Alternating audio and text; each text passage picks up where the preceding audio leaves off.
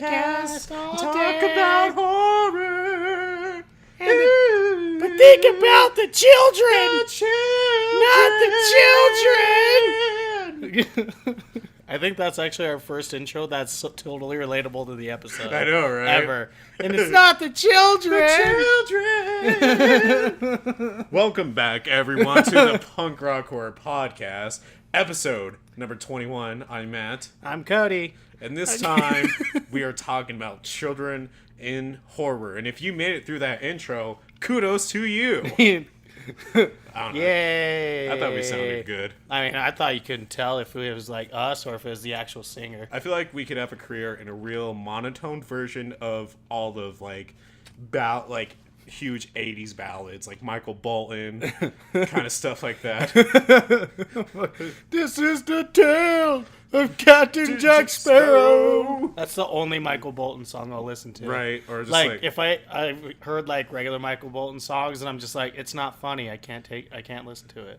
Because honestly, I'd never listened to anything by Michael Bolton until it was like a parody song. Yeah, I know. I was like, I just thought people gave him money because he looked good. Yeah. Oh, you're kind of handsome guy. Here's some money. Thank you. They call me Michael. Michael Bolton. We're just going to shorten that and say Bolton. Oh, okay. Well. No, I want to be Bolton. This face. You can't have this face unless you call me by my last name. Bolton. Bolton. So, I figured we'd do something a little different this time around instead of the same old, what's new with you, since we basically do that on our Friday episodes. Fine. So what we could do instead is talk about things that have been happening in the punk rock and horror community if we have both available to us at the time. So, but first thing before going forward, I do have to make a correction. So I did some fact checking, and I think one of our recent episodes I was talking about how I've been listening to FOD, and I said they were a Canadian band. My mistake, they're from Belgium. So that is a very long distance. I know. And very, very completely different cultures. You want to know why? They have a song called Ontario, and so that's why I assumed. That's my fault. I totally admit. So, any other FOD fans out there, my bad if I, upset you with that mistake. Now we just lost all our listeners. I There's know, not right? one. They're like, they're not plausible anymore. Oh my god. I can't trust them. But no, so huge controversy in the punk rock community. I don't know if you saw this. I think I told you about it with Fat Mike from NoFX. Recently, they were at their Punk and Drublic or Punk Rock Bowling tour in Vegas, and they're so I know you know about NoFX, and they're they can be pretty out there with their jokes during their shows, but they got caught under fire because they made a statement referring to the Vegas shooting that happened last October, saying that at least it wasn't punk rock fans that died, it was country fans that died. Oh shit. Yeah. Oh yeah, I remember you telling me about that. Yeah, it's been bringing up a lot of controversy because there's two ends to this where it's and for our listeners that don't listen to punk rock as much, or know about that culture as much.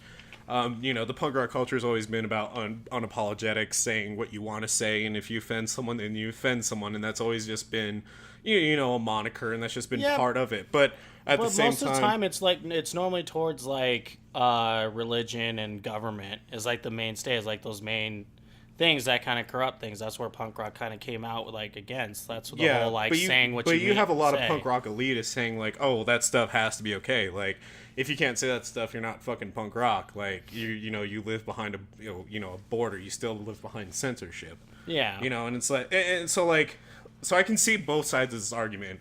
Oddly enough, I can see the whole argument of when did punk rock become so safe? Why can't we just make these dumb jokes? Why can't we say them? I understand that through comedy is a way of healing and to get pain out. But at the same time, I also understand the way the world is and society is evolving is that you can't just say stuff like that and not expect flack. And so for me, I've been, on one end I've been I don't think Fat Mike should be that apologetic because it's just part of the community. But then on the other side, the country fans that were affected, their family members who don't understand it, I can see why they would be upset, why they would be offended. They're like, you're making fun of, like, my relative that just died or my friend that just died and stuff like that. Well, I mean, there's even punk rock bands that, what's the band? Their album cover is the picture of the two towers catching on fire. Oh, yeah, I know. I don't remember what it's called, but, like, that one apparently got a lot of attention, not just because of how controversial the cover is, but also because of just the music. Apparently it's a really solid album. Yeah. Well, again, I think more with the Twin Towers one is, honestly, I feel like is almost going to be a little bit more accepted in the punk rock scenery, just because it's a political statement. Then I guess, like, more time has passed. That too. I mean, but again, it's more of a political statement in a sense in my head, and I feel like that's where a lot of the unapologetic sense comes from, because punk rock has always been super anti-political. Politics. It's making me kind of wonder, like, because you have a lot of punk rock elitists, and a lot of, and I have my own opinions about the elitists. I'm not the biggest fans of them. I don't think we're the biggest fans of any elitists. That's true.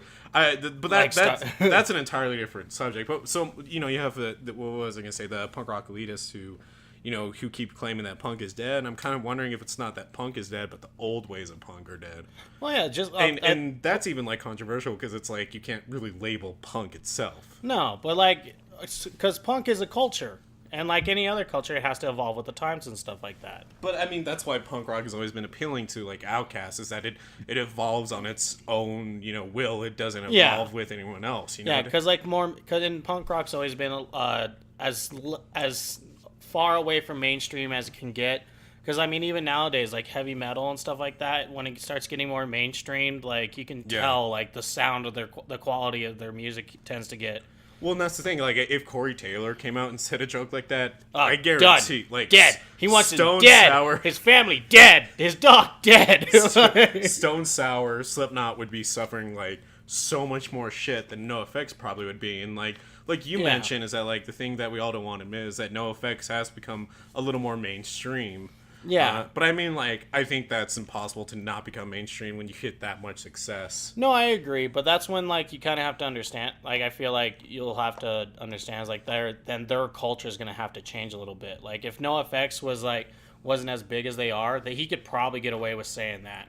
And, like, not a whole lot of people are like, blah, blah, blah, blah, but they're like, our children listen to you. Well, and here's the thing, is that, like, Fat Mike, like, he's actually an extremely nice guy. Like, he says fucked up jokes, but, I mean, so do we on this podcast. I mean, I guess we don't really bring it that far. But still, like, he's, like, anyone who's, been a fan of NoFX and Fat Mike, they've known that that's just his humor. I mean, I guess the thing is that, like... Well, it's the same with Gwar. Well, that's the point I was getting to, is, like, I mean, even... Gwar last year when we saw him at Warped, like, they had the full, like, model of, like, Donald Trump, and they killed him on stage, and they never caught flack from it.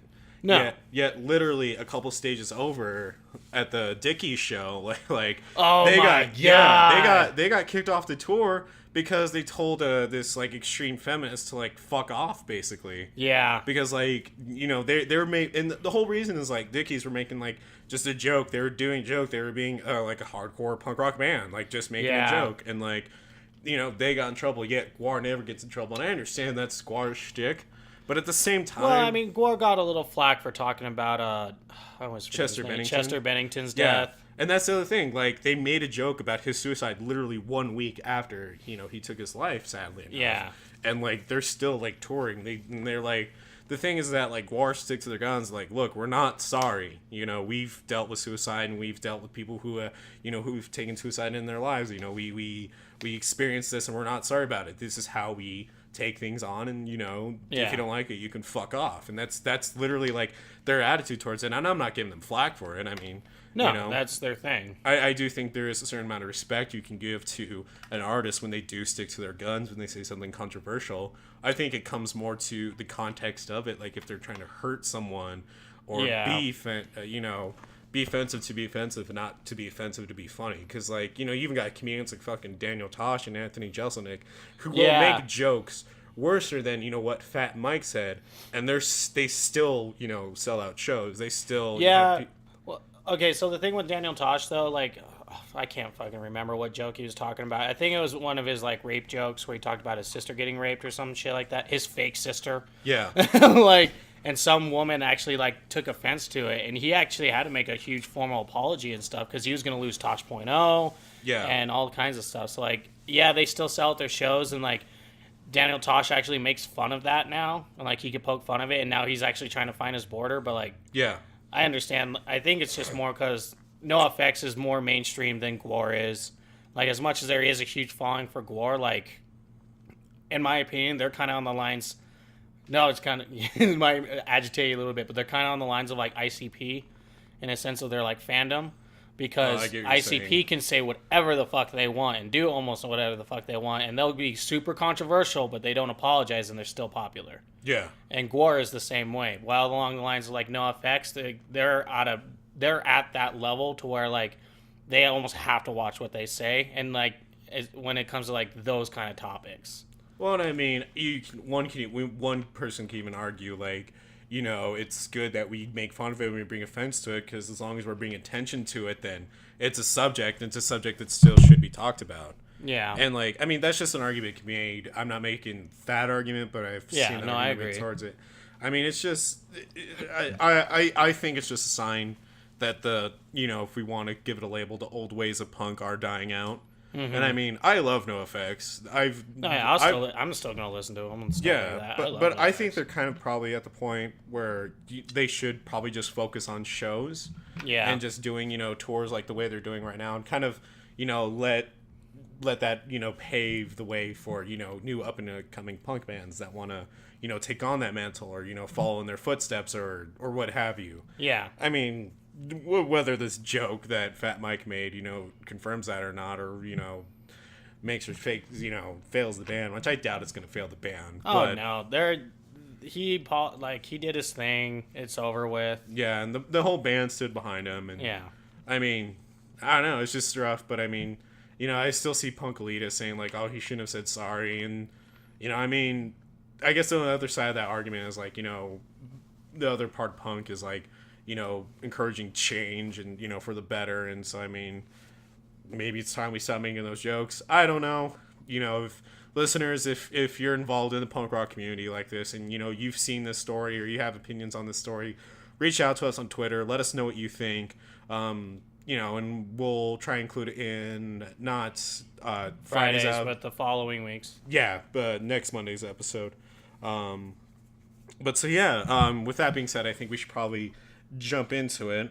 I actually did pose a question to our Twitter and Facebook, and we actually got a lot of responses back. I saw that. We got a lot of responses on Facebook. So today we're talking about...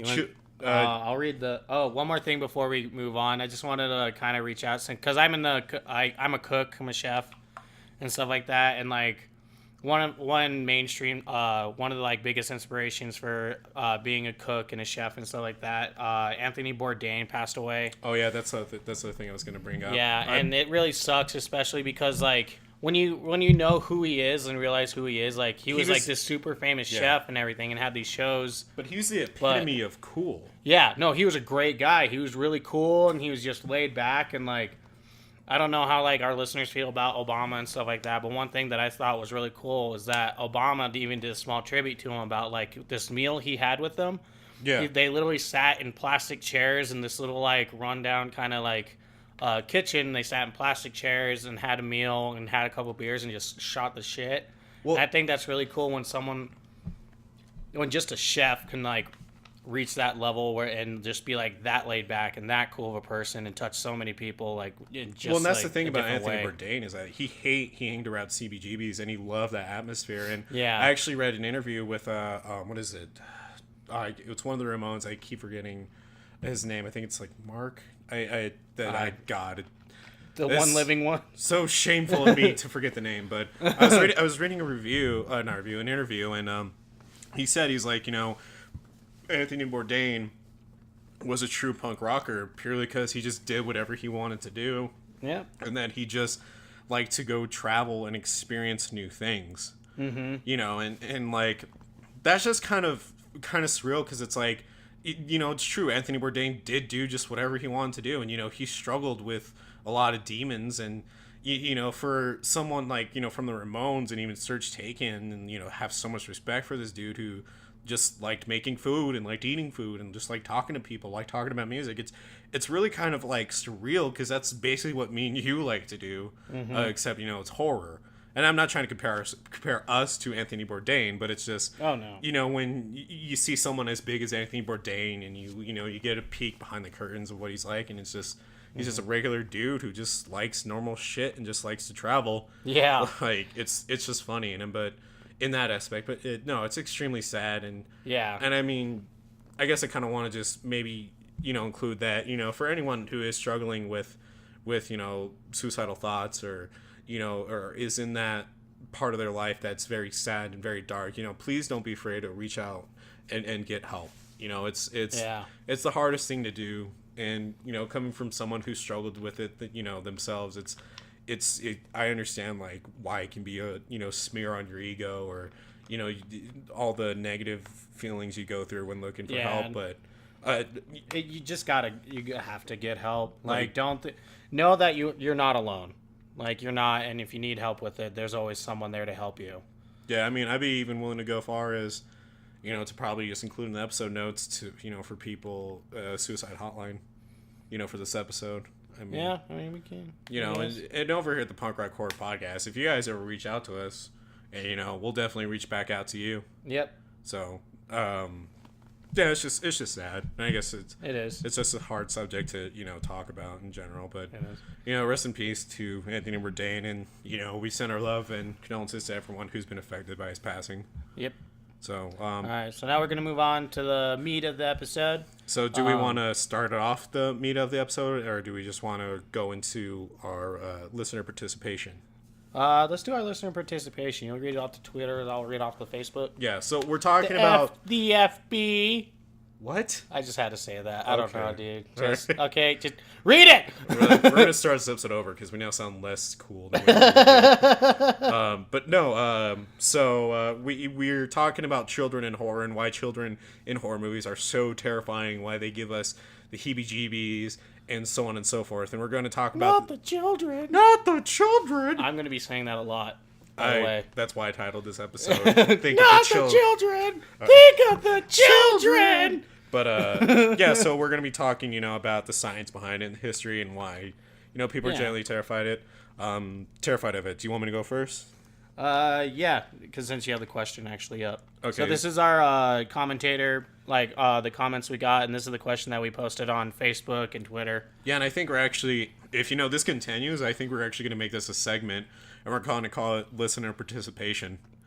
and it's the only thing you guys can participate in where it's okay to have a participation award. No, it's not. Yes, it is. No one gets participation awards. You are a beautiful person. That doesn't matter. That just means you're not good at that time. You're amazing. Then you find your other good activity you can be good at. You're beautiful the way you were born. God makes no mistakes. Unless it's Hitler. So the question we posed on Twitter was, we want to know, what are some horror movies or movies in general that star a child that scared the living shit out of you? And so we had, you know, a few people comment back and like, and so our first comment was from Sean on our Twitter. He posed the question of probably the 4 most terrifying children. And so we responded to him with, well, that's not fair. You have to choose one. You can't just choose all the terrifying ones. And he's, you know, pick the ones from like Damien and The Omen and Pet Sematary and what's his name? I think it's Malachi in Children of the Corn. From the Babadook. Yeah, and no, that's Malachi's not from the Babadook. No, Malachi's from Children of the Corn, and the guy and the kid from the Babadook. Even though, which is really funny, is that he wasn't actually a scary kid in that movie. He was just a little asshole. He just yelled a lot. He just screamed. But so yeah, he posed us to that, and we responded with saying that Damien is probably the most terrifying because he's the most metal, because the dude killed a priest, and that's pretty hardcore. I mean, he's literally the son of the devil. Yeah, exactly. So Sean, thank you for reaching out. And then from the guys over at Mixed Kid Fridays, they actually said, Critters, well, it was a family but awesome movie. To which I responded to them, the fact that your Mecca recommended that movie deserves its own unique respect. I know. No one talks about Critters anymore. And then from at Listen at Night, They respond with, Gage from Pet Sematary was creepier than most horror movie monsters to me.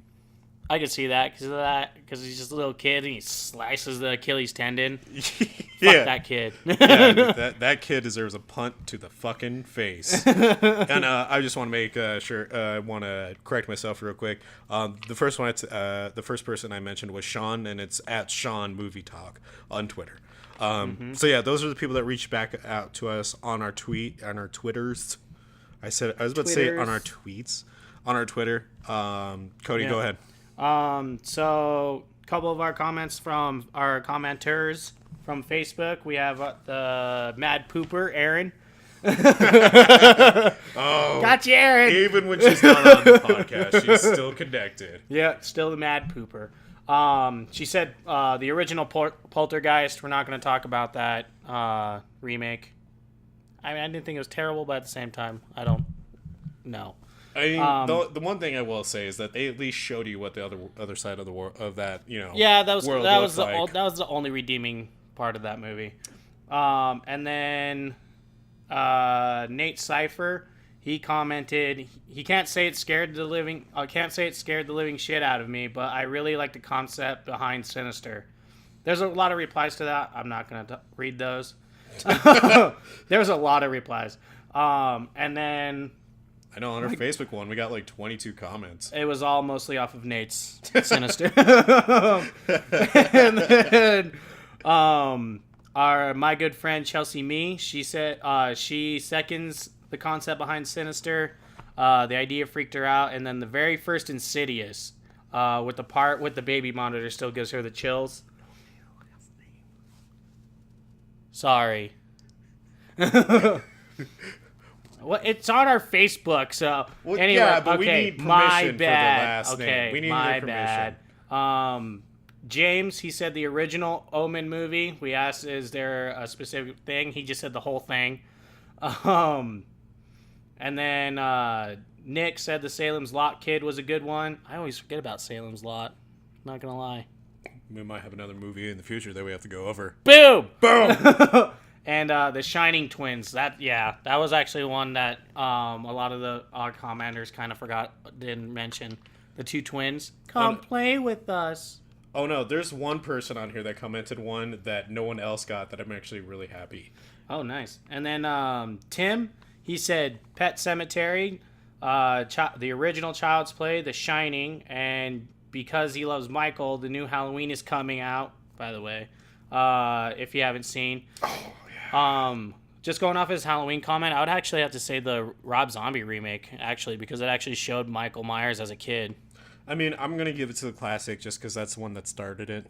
Yeah, but you only see that one scene when he was a kid. Yeah, but that whole beginning part of the first Halloween where you're in his perspective. Yeah, that was pretty good. Like, all especially right. For that time, like, I actually really like that effect and that they did that. Mm-hmm. You know? And then our good friend Brant, he said he recommended Sinister also because he couldn't sleep for weeks after watching that movie. Except the second one is kind of garbage. I haven't seen it. I just seen the first one. That's actually one that when we get our shit together and actually do our bonus episodes again. But I do want to do. So far, kind of a lot of people are leaning towards like Sinister and The Shining. Yeah. So, huh. Yeah, and Pet Sematary. Yeah, Pet Sematary. Pet Sematary is a solid one. I'm surprised no one though actually included The Grudge. Yeah, right. The little fucking demon boy. Yeah, I'm surprised no one included that one. Or I guess you could, like even Carrie if you really want to include it. I wouldn't consider her more of a kid just because it's a teenager. But she's not an adult. Yeah, but more people associate teenager with anarchy and crazy shit. Yeah, I know for sure. Yeah, or what was the... Fuck, I always forget the name. The one with the little girl in the camp finds out twist ending. She's actually... Oh my god, I know what you're talking about. Super B movie. Yeah, and you find out she's actually... a little boy. A guy instead. Oh my god, I can't remember that. I know. I'm kind of... if you know the name of this... Is it a Cape Fear? No, it's not Cape Fear. If you know this movie, be sure to tweet us or comment on Facebook about it, and then we'll say the name of it in the following episodes. But if you tweeted us, I will only accept it if you hashtag it for fuck's sake. Yeah. Matt, what would you say? What's one that they didn't say besides the movie that you did? Village of the Damned. God. The one with the psychic children? Yeah. Where they had to blow them up in order to defeat them? Yeah. Village of the Damned. No one included that one. Yeah. Yeah, no. No? See, what's one for me? You know what's another? Here, you can take mine. I can't think. I whispered to you. I had one. I whispered to you. Yeah, I want my own! The Good Son. Oh, yeah, with Macaulay Culkin, the Good Son. Yeah. Macaulay Culkin and a young and he, Elijah shoots Wood. The dog. Shoots the dog, and then, like, he's, doesn't he try to kill a little girl, too? Yeah.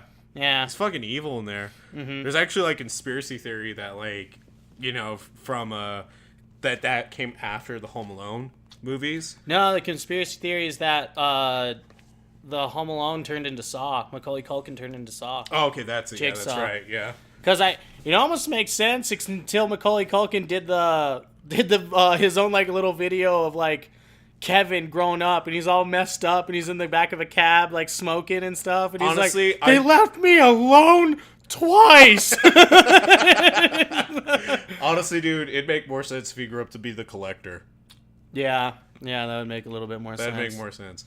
All right, let's jump into this. So, children in horror are seen as something that doesn't abide by normal. Sorry, go ahead. Sorry, I was just gonna make one comment for like a scary child. Fucking the remake of Dawn of the Dead. Oh, the zombie girl. The zombie girl in the beginning, and then also the zombie baby. Yeah, like that was intense. Yeah, but I would say one of my other. It's not a movie, but like The Walking Dead, the little girls, the two daughters. Oh yeah. So if you're not, this is like way back when, but like so and the two girls, like especially the one girl who like was fascinated about like over the zombies, like they're still they're still human and stuff like that, and she like kills her sister and is about to kill Judith. I'd say that's pretty creepy because like that shows like the epitome of like corruption of innocence, in my opinion. Yeah, no, I feel what you're saying. But yeah, she just kind of popped in my head. Just waiting for you to get this shit over with so we can actually do this fucking. All right, episode. yeah, I know you're always like, "Are you done, sir? Are you done?" We gotta get that. We gotta get that on a shirt for the podcast. It's just like me with disgruntled. Are you done? Are you just fucking done yet? And I'm just like gonna be all happy-go-lucky, like, yeah, I'm talking. We got to get on that shit. All right, so children in horror are seen as something that doesn't abide by normal adult rules. Which, when a child is portrayed as a killer or demented, this has them appear as an epitome of social anxieties. And the earliest horror movie to start the whole trend with terrifying children in horror is the movie The Bad Seed in 1953. Which I looked at some of the scenes of it, and it's far less terrifying. At this point, like in this day and age, it's just like a really bratty kid. Yeah, you're just like, shut up. But there is a point to that though. Going back to like how children are seen as something that doesn't abide by normal rules, and that's usually true because if you think of a lot of most horror movies, whenever a child's in a situation where it should have been they probably should have been killed by a serial killer or a monster, they never are. Yeah, they generally live. They don't really live by a moral code. They just live by, the influence that's around them. Whether it's, the parent or protagonist or even the antagonist, they follow that, train of thought. And I'm trying to, and I had a movie that was a good example of that, but I can't think of it right now. Like I want to say the Halloween series because I feel like where the little kid lives and stuff like that because they don't follow those rules. Yeah. The Resident Evil movies, honestly. The second one. Yeah, that's true. The Resident Evil ones don't do that. That little girl was trapped in an entire kindergarten full of zombie children. She should have been dead. Yeah. Like, come on.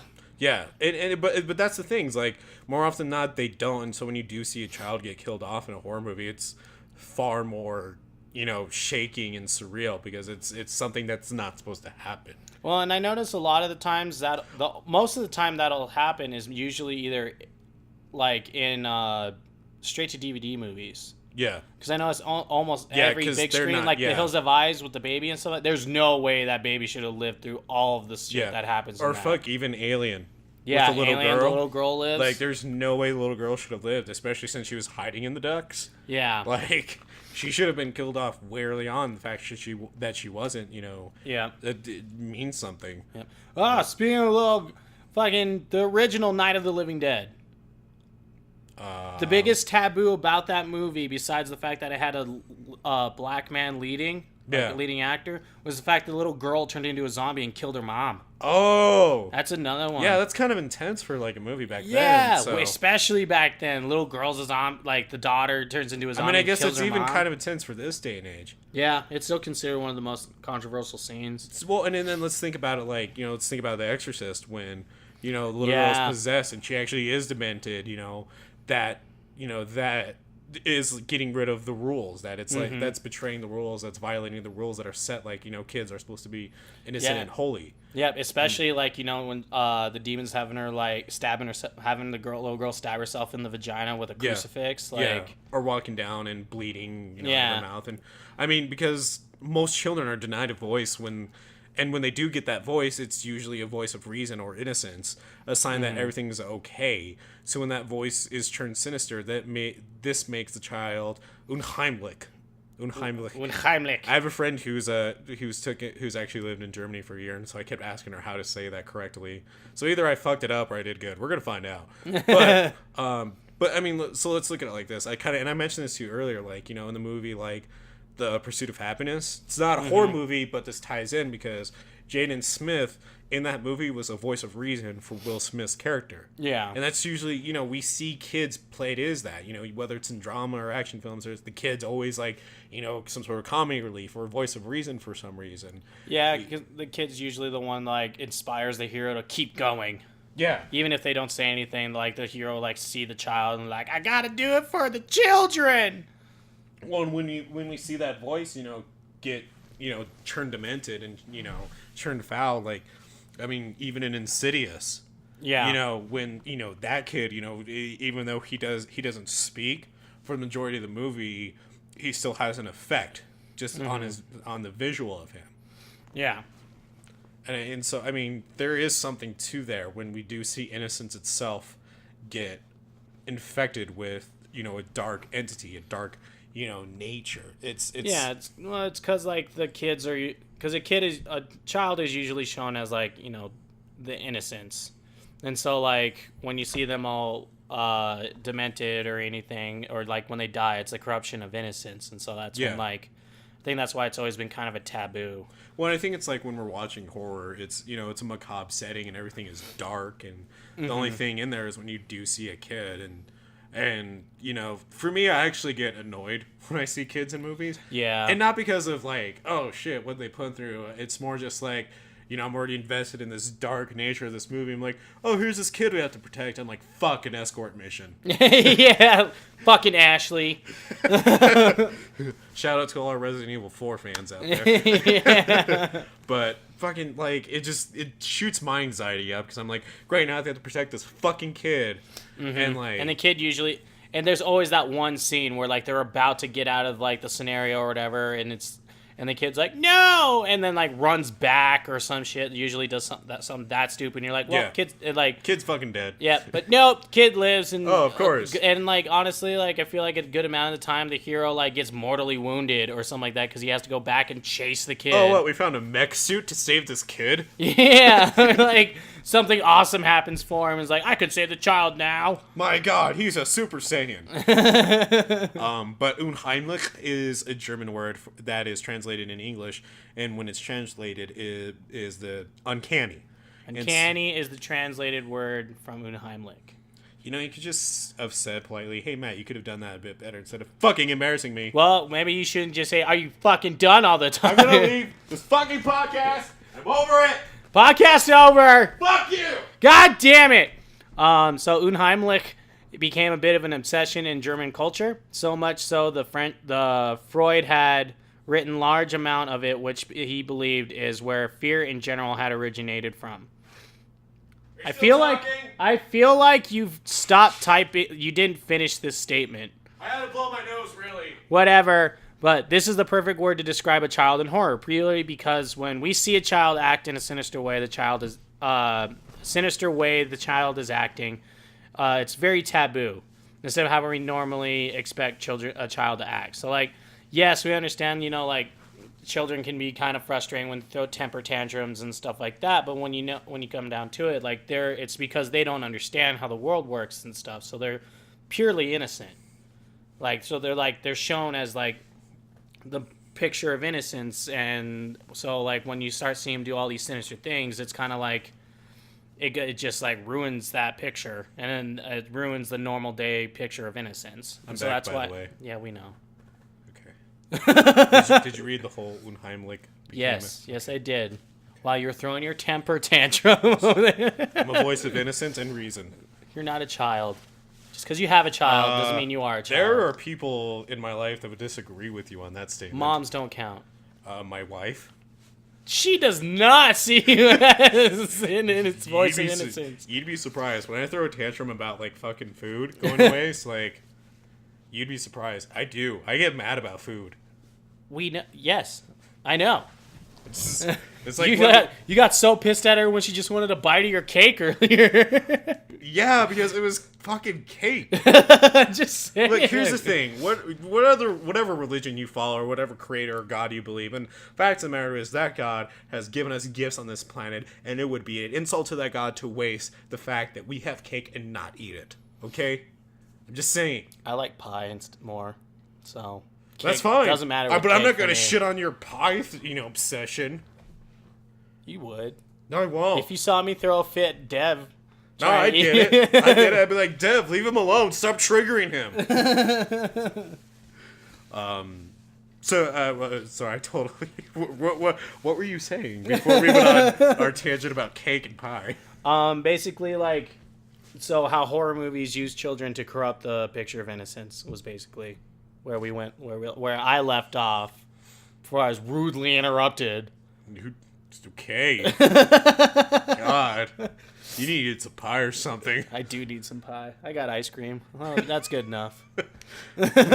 Oh my God! Have you heard of Creamies? No. Okay, I probably shouldn't get on a whole thing about Creamies when people are just like, "Can you just focus on the fucking subject?" No, because we're talking about children, and this is how they act. What? They tell you like 5 stories in one, and you don't know which to follow. Look, Creamies is an amazing popsicle, and I'll tell you about it later. Okay. But it's delicious. Okay. Okay, later. Anyways.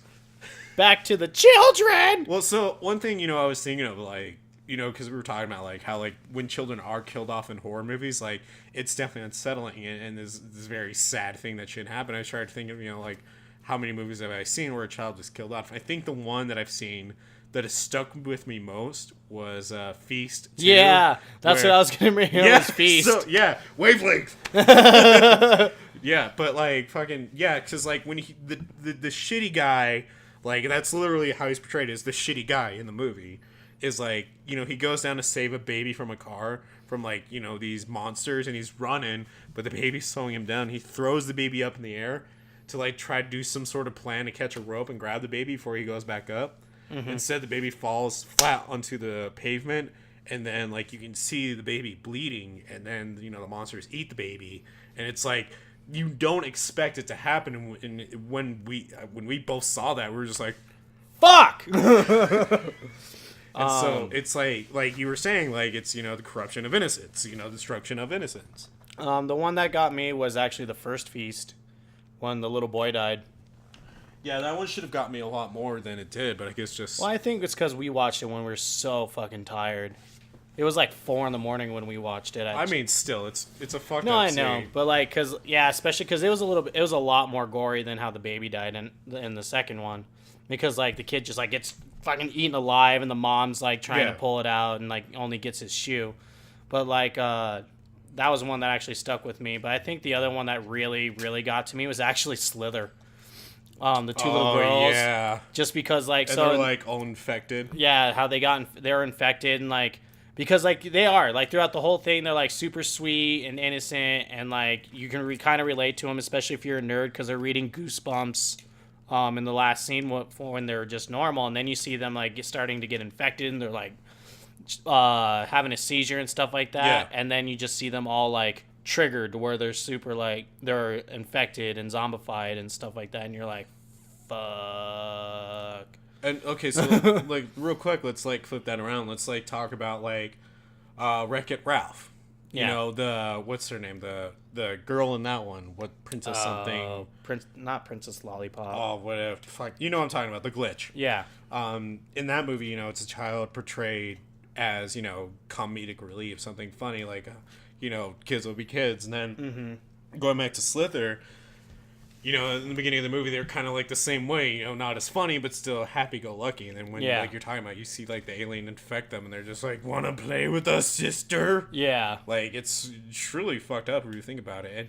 And, you know, I was also kind of, like, thinking that I feel like, you know, and this is just speaking from my perspective, you know, I don't know if there's any listeners out there that'll agree with me on this, but I feel like when it comes to children in horror, some of them, like, when we see like a child get killed off or, you know, get hurt, I feel like, you know, there's probably parents out there or even like, you know, mothers who have experienced that in their personal life, and I feel like that affects them on a deeper degree. And that kind of goes back to like what we were talking about in our snuff episode a bit, you know, when Aaron was mentioning, you know, when like, you know, there's, you know, a sexual assault scene in a snuff film or a horror movie, like how deeply it can affect you. And so I kind of started thinking like, you know, when there's a kid that's killed off in a movie, you know, how deeply it affects someone who went through something similar, you know, and it's, and so, you know, I kind of started wondering, like, does it teeter on that edge of snuff films? And I'm not going to try to, you know, bring up the whole snuff discussion again, but like, you know, it's when you do see a kid die, does that make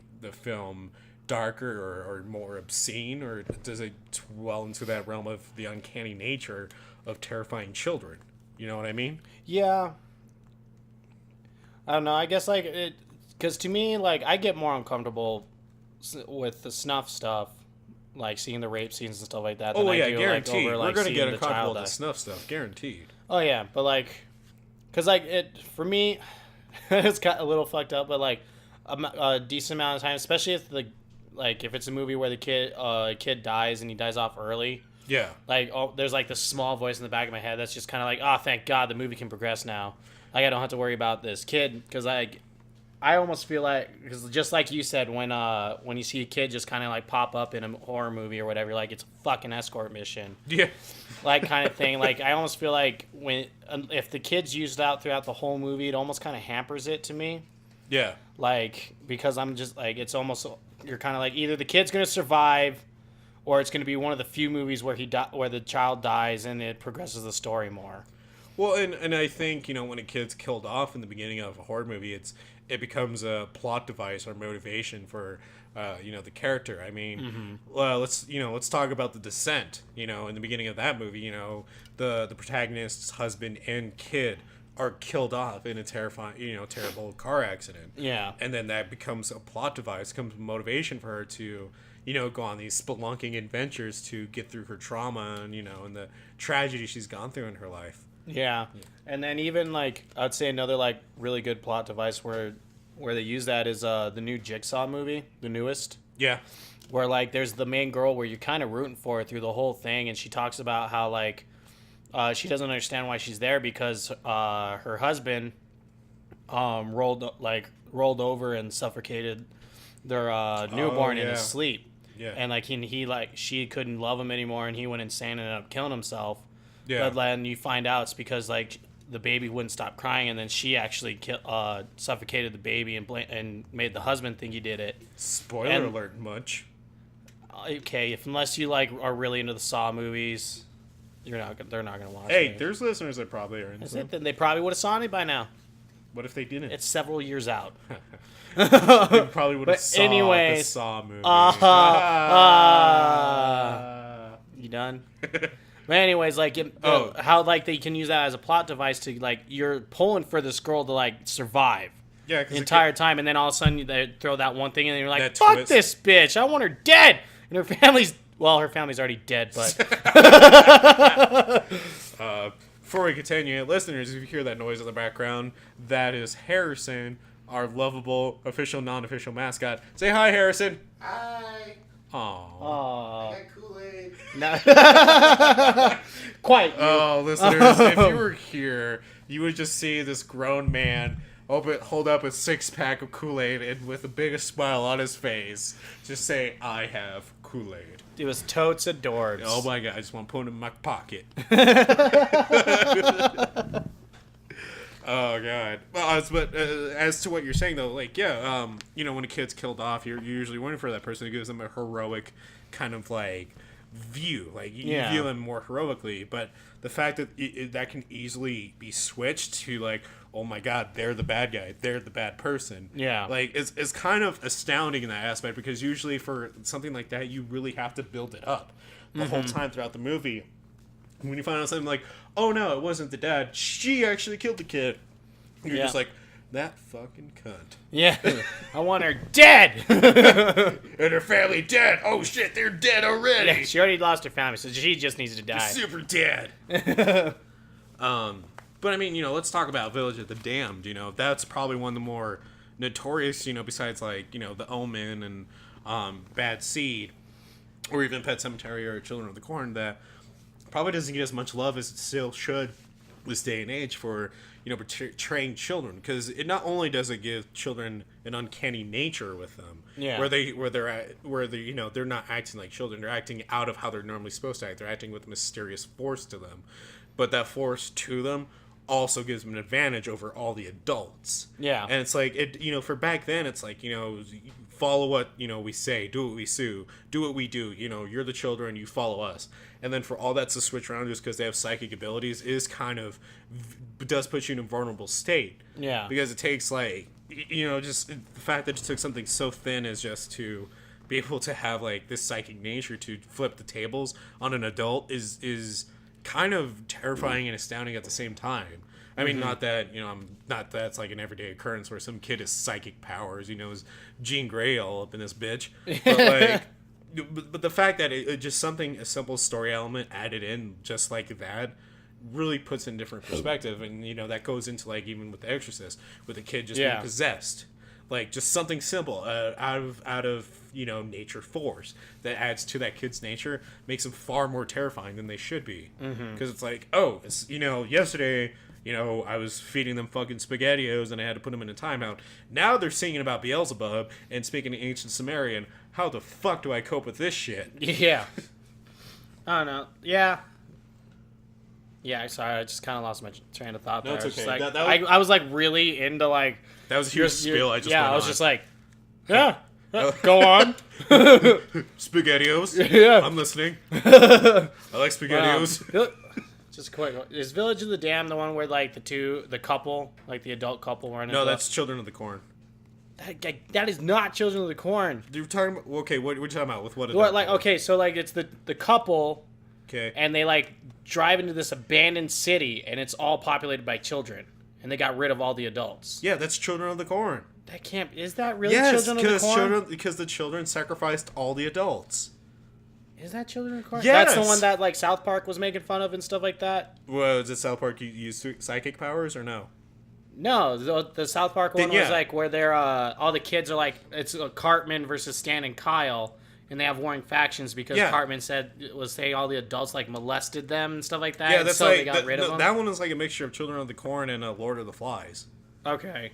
But no, you're thinking of Children of the Corn. Oh, okay. Village of the Damned. Children of the Corn was different. Village of the Damned, it's where they all have blonde hair, they all look the same, and for some reason they're all white children. But no, I was kidding. The Ubermensch.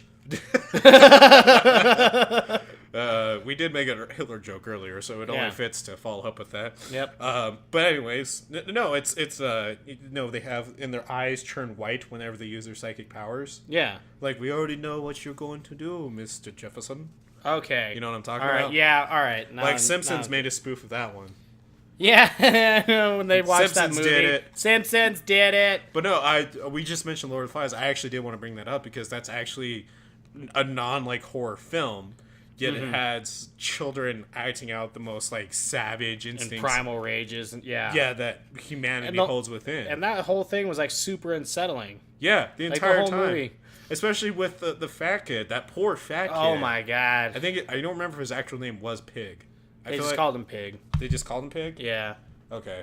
But that go ahead. The thing was too is when they actually when they killed him too, I'm not saying spoiler alert. That movie's so fucking old. If you haven't seen it, like, and it's shame a book. on you. Yeah, and it's a book. Most schools make you read it. Most schools make you watch it. Most schools make you do both. Because I watched it in school. But, like, when that kid dies, like, because he's the first kid to die by the other kid's hands, right? He was the first one that actually died by another kid's hand. Well, I mean, technically the bus driver is, but yeah, I think he is, like, the first kid to actually, like, get killed. Yeah, and so, like, not only was that, like, because throughout the whole movie, like, they're, half the tribe's, like, starting to go super, like, savage and stuff like that, and the rest of the kids are trying to keep their humanity. And then when they finally kill Pig, like, that was the most unsettling scene because, like, the ones that are trying to keep their humanity was, like, trying to keep it together, and then that happens, like, they flip the fuck out. And then you even see the savage kids, like, just realize what just happened. Yeah. They're just like, we actually killed him. Well, the thing that's interesting about it is that it's the definition of the corruption of power. Mm-hmm. And, an adult, when they're corrupted of power, they definitely work on a different, wavelength with that, where they'll like probably just be like Mr. Scrooge or some shit like that. Yeah, they want money when but they get power. The fact with a kid, when he gets infected with power, it turns into such a primal state. Mm-hmm. is far more unsettling because it's like goes back to what I was telling about, like the whole psychic power, and like you only need a very small sort of like story element to flip that switch in a kid to make them uncanny. Yeah, to make them unheimlich. And for these kids, it was power. It was power and the will to survive. Yeah. By any means necessary. And like I think that was really terrifying because it made, humanity itself look at itself and be like, what would we do just to survive?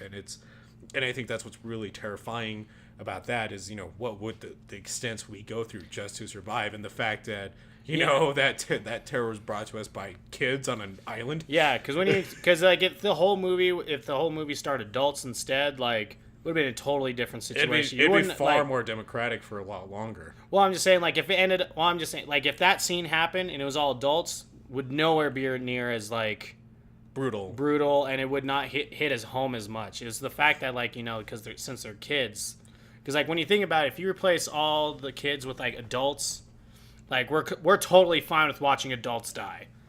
Like, when you think about it, like, watching horror movies and stuff like that, most people would be like, you watching the adult die, like Michael Myers, like, cutting the head off a fucking, like, 20-odd-year-old girl. Normal stuff. Yeah, but, like, if you were to do that to a kid, like, people would be like, what the fuck?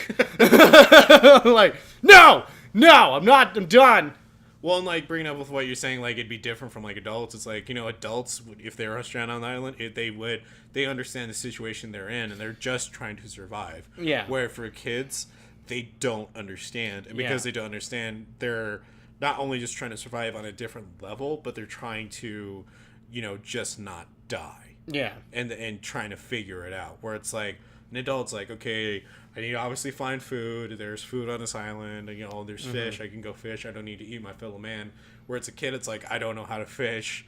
I don't know how to hunt. Yeah. There's, this kid right here that's right in front of me that's weaker than me and he's fatter. And I guess I might as well just kill him and eat him. Yeah. Like, yeah. Exact sound effects, too. And I think that's what's really kind of, like, terrifying as a child is that, they're still not molded by the world, as adults, we all maintain our own different moral compasses, and, we all attain a different, intelligence and psychology and personality as we grow up. As kids are still unmolded. And so it seems insidious, and it seems unnatural to see that mold get infected with something that we perceive as to be terrifying or not of this world. Yeah. I mean, that's my ending statement. What's yours? Yeah. Nah. I'll do the talking for both of us. No, it's just, I mean, I agree. Like, I do, because, like, I think a lot of times it's just the fact that it's just that corruption of innocence. Because children are ignorant to the world. They're ignorant to, like, the actual horrors of the world and stuff like that. And then seeing them tainted by the horrors of the world, and that's what's the most unsettling thing when you see them in horror movies, and especially like when I think like the most unsettling thing, it's not even related to it's when they're used just as a plot device. Yeah. You know, like when they when you just see a kid die in the movie just for the shock. Yeah, the shock of it. factor. Yeah, the shock factor. Like, The Hills of Eyes. Like, I kind of feel like the whole movie could have gotten the same like appeal and everything even without the baby. Like, I feel like the baby was almost thrown in as a kind of a shock factor. Yes, he was like to push the main guy, like the hero and stuff like that, to do all this, but like at the same time, you could have almost gotten the same story without the baby. And I felt like she was there kind of just as a plot device. Yeah. So I feel like that's what makes a lot more people more uncomfortable about it, is when they're used just as that, like a prop. They're just there to die or to get kidnapped. So I think that I feel like, I don't know, you feel like that makes it clear where we stand on this? Yeah. So, I mean, not that we're ever trying to solve a question, we just more want to talk about why it's terrifying, you know? Yeah. So basically the end is that the reason that, you know, kids are so terrifying is that, you know, they don't abide by any sort of rules, and so whenever they're corrupted or, you know, become uncanny, it becomes something that we're not familiar with, and because of that, you know, just in human nature in general, when we're not familiar with something, we are bound to be terrified by it. Yeah, and also just the natural instinct of, like, we have to protect the children. Exactly. Think about the children! You didn't say that as much as you said you were going to. I'm a little disappointed. I said fuck a lot more. We're just going to redo that entire episode now. Yeah, just so I can say, think about the children, not the children! Now we're at like 56, minutes. But I think that does bring us to the end. We actually don't have any stories this time. Yeah, believe it or not, we got through all of our, strange stories that everyone sent to us. And if you still have strange stories that you want us to read, we'd love to read them. We really would. Yeah, Dev.